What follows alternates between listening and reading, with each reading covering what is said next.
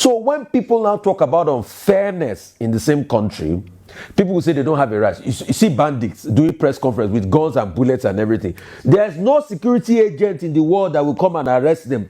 Is it that security agents cannot round them up as they are doing this peace meeting? All right. Sheikh Gumi will now go ahead and be urging dialogue with bandits. The same Sheikh Gumi that was a captain in the Nigerian army, that I think his offspring serves in the army today. They will say, oh, bandits are also protesting because, or they are killing people because Nigeria is bad to all of them. But you have a certain standard for some people, you have a certain standard for other people.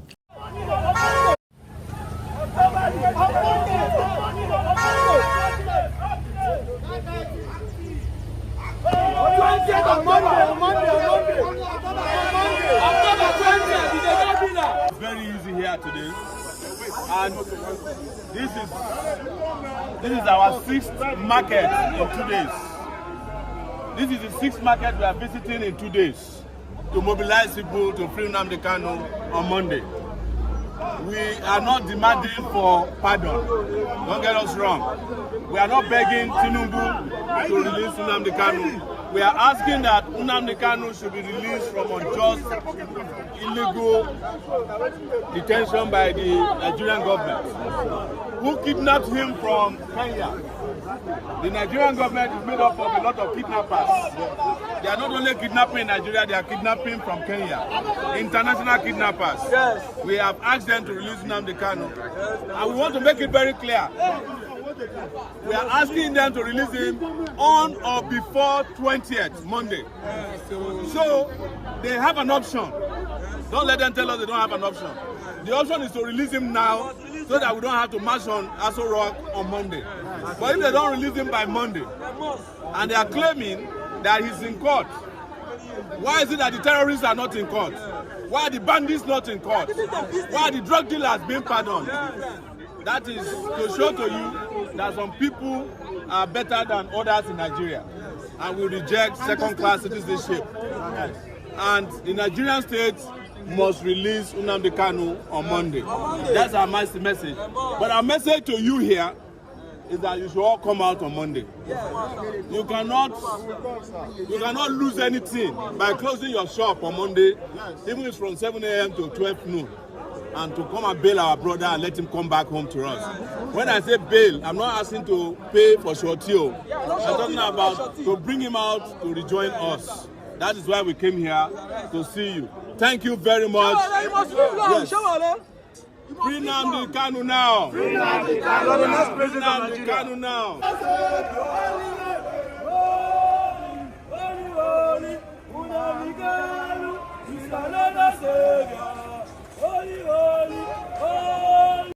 So my people, today is the day 2 of Free Mazi Nnamdi Kanu's Now movement. Like Sowore and others are still mobilizing and going into different markets in Abuja. But there is this particular news from Sowore that really shocked a lot of people, and he said, "We have received report that DSS, in a state of desperation, is attempting to intimidate and harass market leaders in Abuja, where we have been mobilizing since yesterday in preparation for the planned action on Monday, October 20th, to free Mazi Nnamdi Kanu now. We assure Nigerian citizens who are working tirelessly that they should not be swayed by the DSS desperation, and they should rest assured that nothing can stop the planned action and that nothing will happen to them. Free Mazi Nnamdi Kanu now." So my people, as you can see, the intimidation from DSS has started just to discourage people that really want to go for this protest.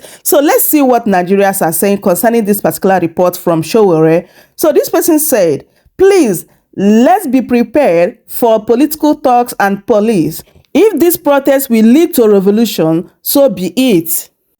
And another person said, "As Sowore is doing this harmless protest in Abuja alongside other lovers of freedom, I think it would be much better let those in Southeast and South do their own protest on the same day in every government houses. Free Mazi Nnamdi Kanu now." And this person said, All of the sudden, DSS love Igbo people by warning them not to protest so that the federal government will not buy them. Federal government buying protesters when the US government is watching them. If they buy anybody that day, then it will confirm the claim of the ongoing genocide against Nigeria by federal government. And this person said, no one can stop an idea whose time is ripe. Even the DSS and other state apparatus can't withstand the collective might of a united people. Absolute power belongs to the people. And another person said, operation of the innocent masses is all the DSS and EFCs is good at. They have abandoned their social responsibility of chasing criminals.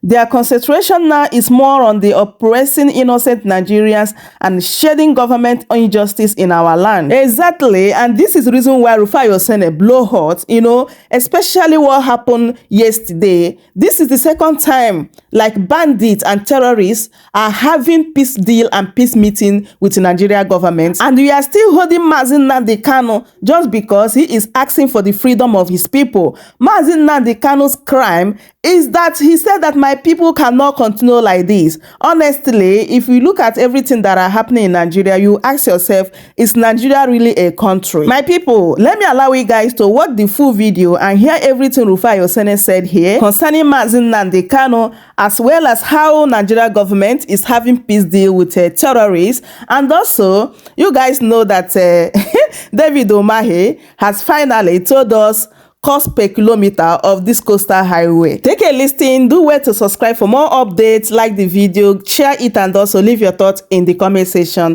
Thank you so much for doing so.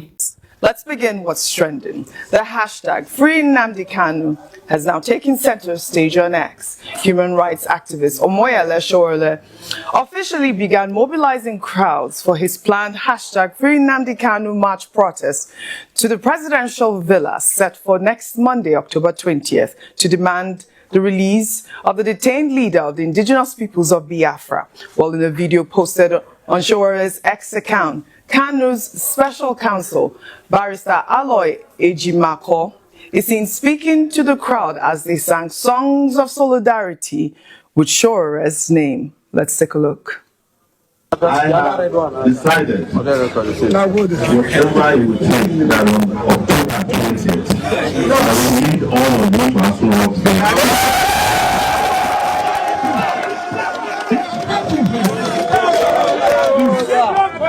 We are here at this market today, but we are calling on all markets across Nigeria and the world of people of conscience to close down for one. If you don't too much to ask for.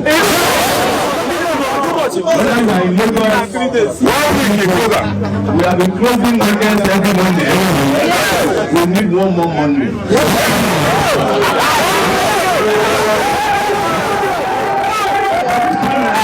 It's not about closing down the market, it's about bringing Nnamdi Kanu. And we are not doing this because we are equal and balanced. We are doing it because we are the good people of the world, not even Nigeria.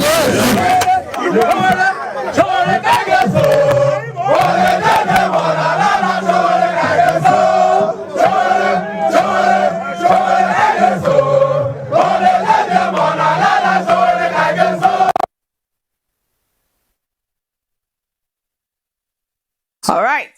Sowore has been calling on political leaders from the southeast to join him in this peaceful protest to Aso Rock to release Nnamdi Kanu, including publicly calling on Anambra State Governor Chukwuma Soludo, Abia State Governor Alex Oti, and former Labour Party presidential candidate Peter Obi to join him. And I'll take some response on his protest on X.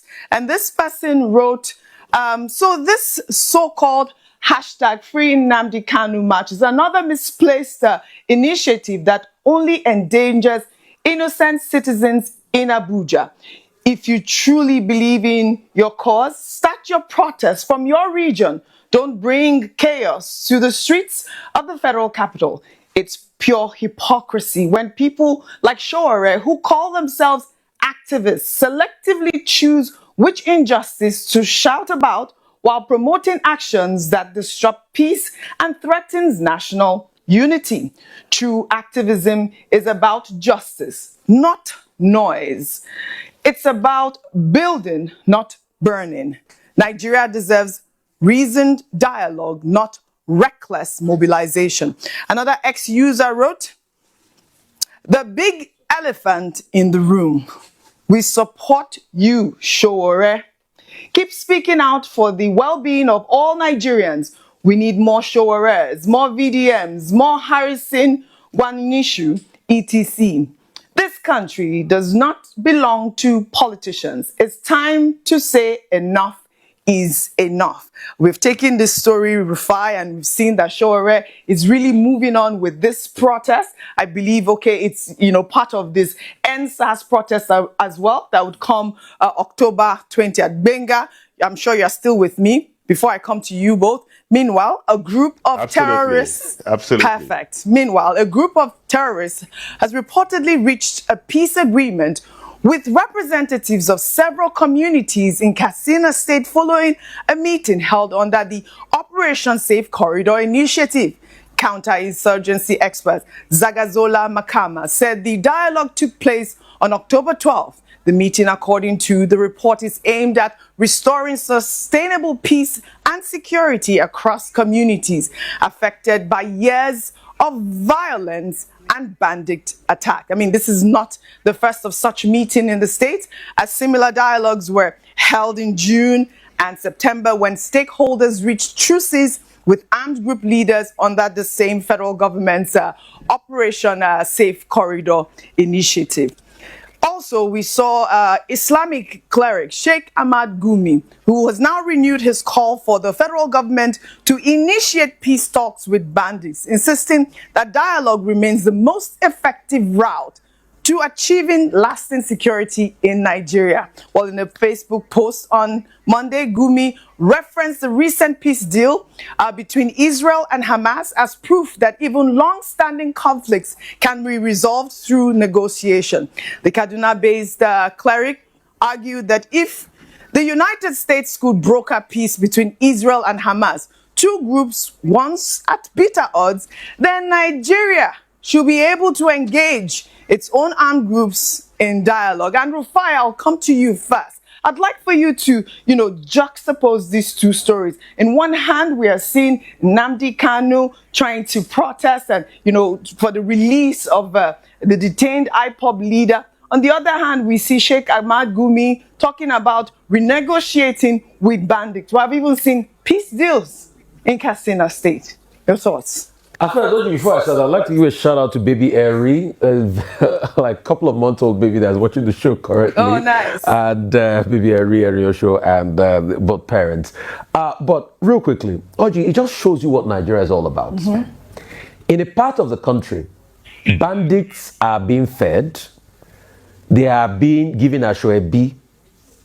They are holding peace meetings. They are holding peace meetings with their weapons. Weapons that are supposed to be illegal. Oji, you and I cannot take weapons like that and show them in public. Impossible. The security agents will come against us. But they can do all of that and show rocket launchers in public. The federal government will turn an eye to them. But Nnamdi Kanu that protests about a matter or that did some things that agitated for the marginalization of people, yes, some of the methods I don't support of what Nnamdi Kanu has done. And I condemn and criticize him on it. Mm-hmm. But there have also been calls for peace. There have also been calls for a political settlement. Mm-hmm. Courts in this country, and kudos to women in the judiciary, women judges, or justices. Justice Adefokwe had first ruled in 2022 that he should be discharged.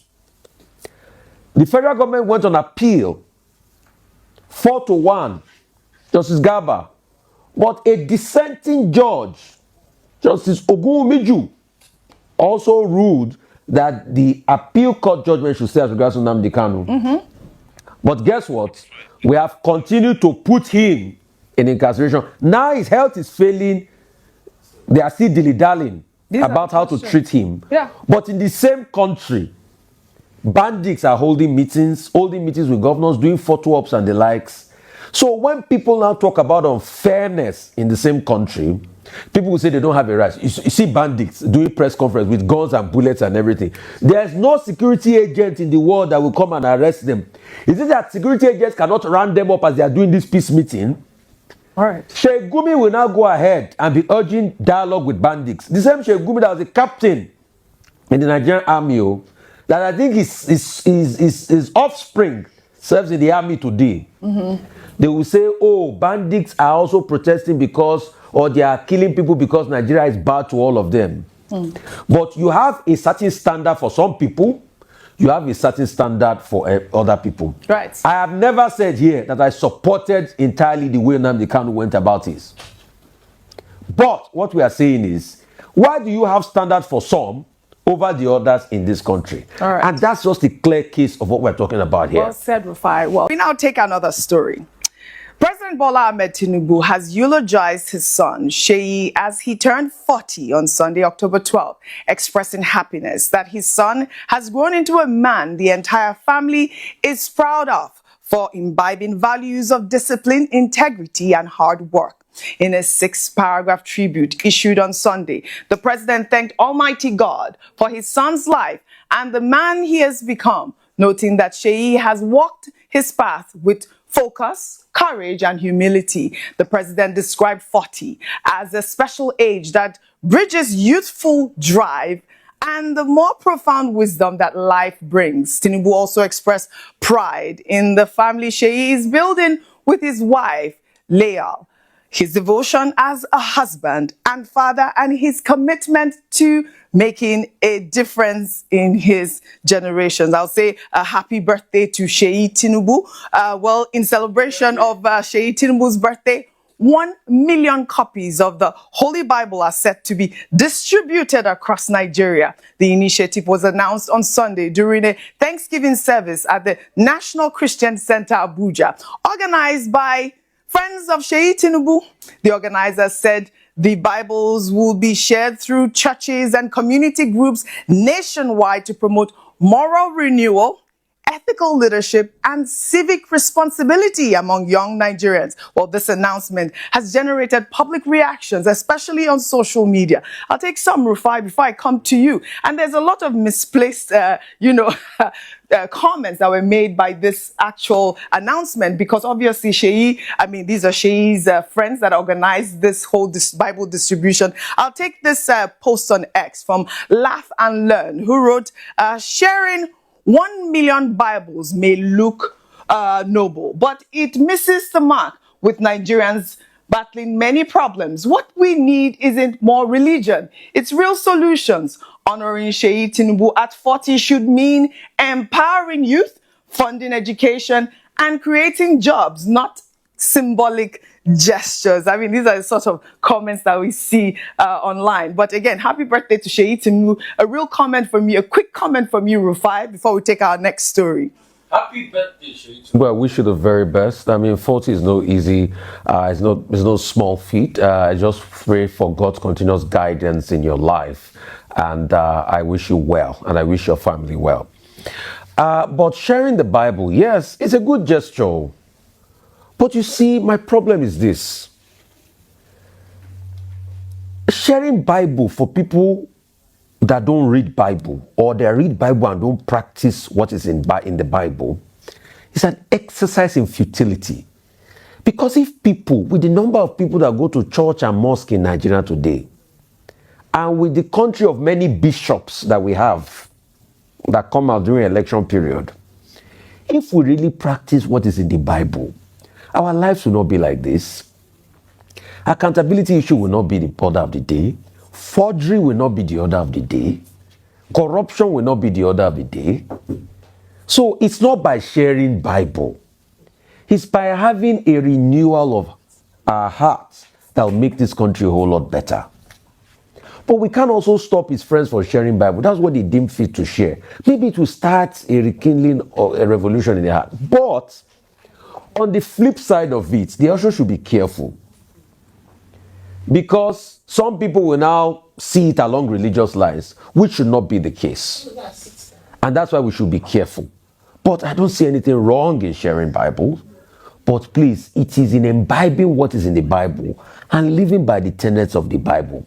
Because if Nigerians were living by the tenets of the Bible, someone like me will have a need to talk less here and stop repeating all the things I've been saying for the past 6 years I've been working on Arise.